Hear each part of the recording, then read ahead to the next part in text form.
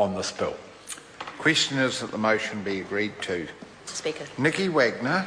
Thank you, Mr. Speaker. I rise to support this Hutt City Council graffiti removal bill.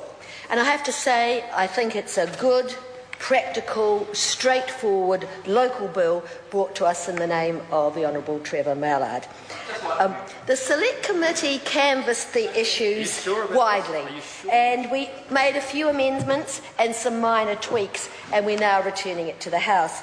Now, as we've heard from the Honourable Member, the bill empowers the Hutt City Council to enter private land within its district and to take action to remove graffiti from a building that is in public view.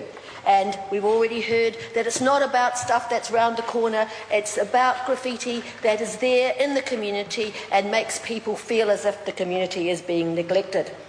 This council does have a significant problem with graffiti, but it also has very good processes to deal with it. It works very cooperatively with its owners and people who are in the community, and they're generally supportive. It has a very good rapid graffiti removal process, and I think it's something that other councils might need to look at. However, there is an issue with some property owners, and often these property owners may be absentee landlords who don't respond to the council's requests to gain access to remove graffiti, and this bill will solve that problem. There were 7 submissions on the bill, and the majority of them supported the bill, and there were some suggestions and some concerns. Actually, the main concern was the lack of a definition for graffiti, and there were submitters and even members of the Select Committee who wanted to be sure that there was a clear distinction between art and graffiti. We are very aware that there's a whole new genre of graffiti art, and we wanted to make sure some inspired artwork by perhaps young people in the Hutt wasn't destroyed by mistake by people who were thinking they were cleaning up. We made 3 major amendments. The first was the insertion of a definition of graffiti, and we chose a definition that was consistent with Section 11A of the Summaries Offences Act 1981. And in this case, it identifies graffiti as something that damages or defaces a building, structure, road, tree, property, or other thing by writing, drawing, painting, spraying, etching, or otherwise marking. And the definition has 2 provisos: that the work is done without lawful authority and without the consent of the occupier or owner.